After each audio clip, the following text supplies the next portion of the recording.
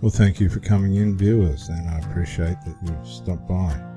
Talking about the sinful nature and psychology and theology and what the scriptures have to say about these personality disorders, particularly narcissism, and how they work. We spoke in the last talk about some people are always greedy for more, particularly narcissists. They like multiple forms of supply, particularly if there's unresolved. At some point or other there's going to be an affair, usually with the person that needs to bring the resolve but doesn't want to, isn't able to, chooses not to, whatever the problem is. This happens all the time now. People aren't willing to do the work, personal psychological work. But if you're one of these people that are godly and you've really tried to build, you've done the right thing, and this person's gone and tried to bring everything to ruin, then look, doesn't seem like it now, but one way or another, the light will come back. Healing takes time. We expect everything in a moment, but no, healing takes time. If you just stay in your integrity and your morality, eat well, do some exercise, stay on point, bring your energy back to yourself, get plenty of sleep, you'll be fine. Give it a couple of months, 3, 4, maybe 5, 6 months, and you'll feel a lot better. Proverbs 21:27, as we come away from that verse now into our next session. Thanks you for coming in. Press the button, show some love, help me out a bit, help this community out at ProBrick Exclusive and Pro Theologist, the spiritual side of the channel, where in verse 27 it says, "The sacrifice of an evil person is detestable, especially when it is offered with wrong motives." And this again, we see the story of Saul in Samuel. It's a very complicated story what happened to King Saul in the book of Samuel when he was told not to make offerings. That was the job of the priest. He was the king. He found himself in some trouble where he made some bad decisions. There was a war ensuing. The prophet was expected to arrive, and he was late, and this caused a panic, and the king decided to make the offerings. But as far as I was concerned with the narrative, I don't think it was the king's fault. The prophet was late. They needed to make the sacrifice. It was still not his job to do that. But in the heat of the moment, he panicked, and then all of a sudden the prophet turns up. Let's have a look at what they say. And I'm sure it's in 1 Samuel 13. We'll have a look. See, there was a war between Philistia, Saul's disobedience, and Samuel's rebuke. Meanwhile, Saul stayed at Gilgal, and his men were trembling with fear. You can imagine the heat of the battle. Saul waited there 7 days for Samuel, as Samuel had instructed him earlier. But Samuel still didn't come. This is what I was saying to you. Samuel was late. Saul realized that his troops were rapidly slipping away, dying. So he demanded, "Bring me the burnt offering and the peace offerings." And Saul sacrificed the burnt offering. He was forbidden to do that.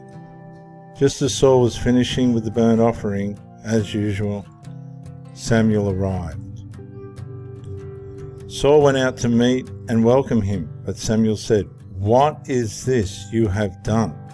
And Saul's situation as king, you got to remember, he was just a goat farmer.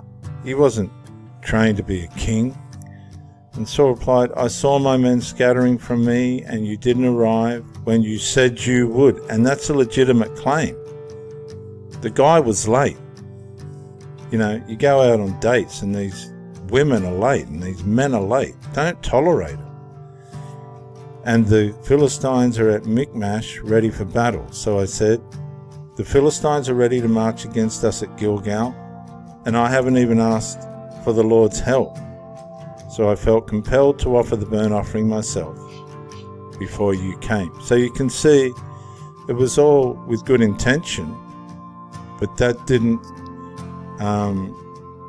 negate the principle behind it, which was only priests were allowed to make offerings.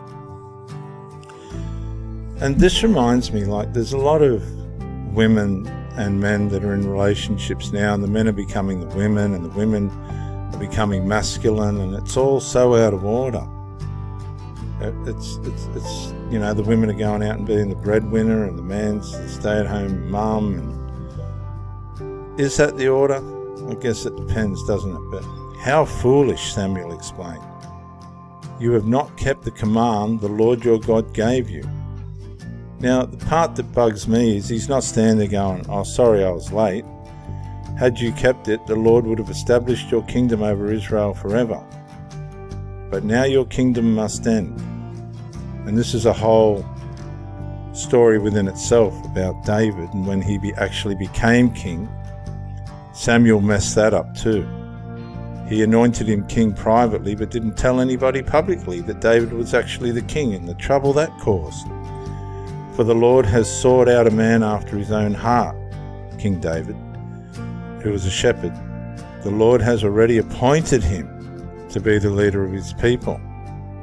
Right? But he never told any. He's told Samuel this. He's told Saul this. Samuel told Saul this. But he didn't publicly inaugurate David. He only privately anointed him. Because you have not kept the Lord's commands. I think that there's a lot of responsibility on the prophet there, because he did turn up late.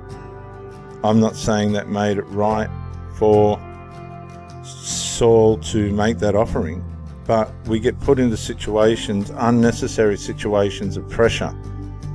And this happens in our relationships as well, where I remember I had a kiteboarding accident. We were going, me and my second wife had organised to go for a walk along the waterfront at 9:30. I had no phone. I'd broken my phone at work the next day, and I'd organised to pick up a phone at 11 o'clock and presumed that she would be there to take me, so I walked to the waterfront. She never turned up. I had no phone. I had no transport. I waited as long as I could, and then I went to get the phone, which was local.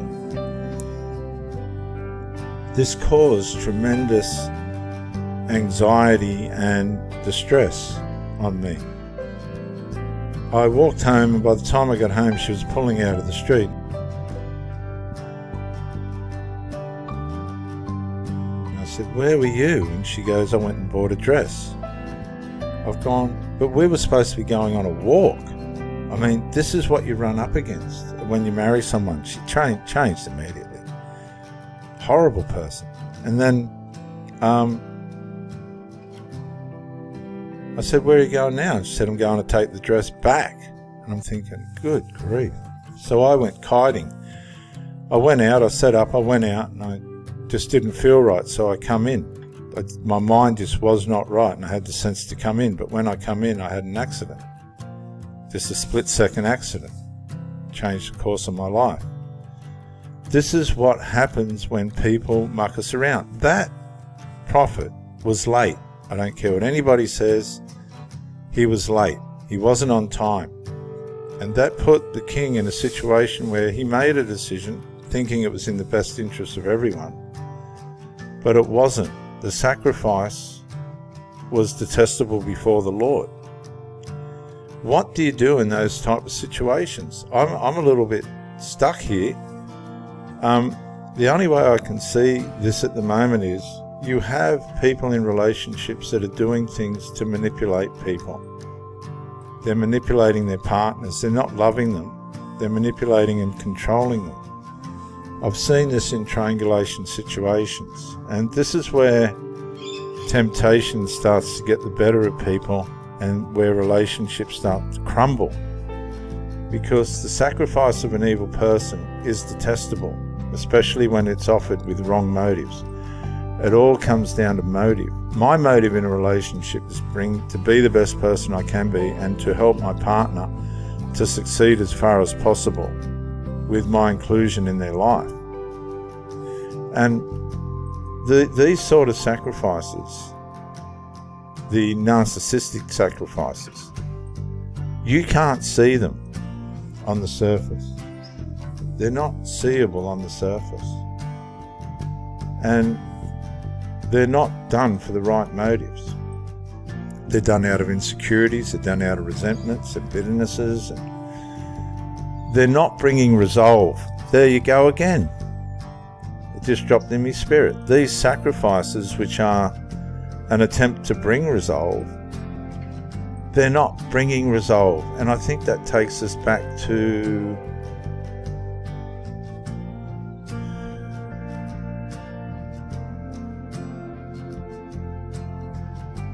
can't think of it right now, but there is a proverb there. These sacrifices, right, are an attempt to cover up something that needs to have resolve.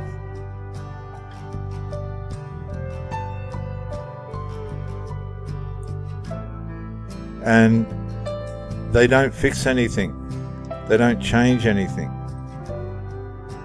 And it's because the motive behind it, especially when it is offered with the wrong motive. I know I've had people in situations, I've helped people out of relationship situations way back, where all of a sudden, because the relationship was going to end, the person's tried to change. They've come back to, narcissists do this. You confront them and they come to their senses and they go back to the love bombing stage, but it's for the wrong motives. They're not building a proper relationship.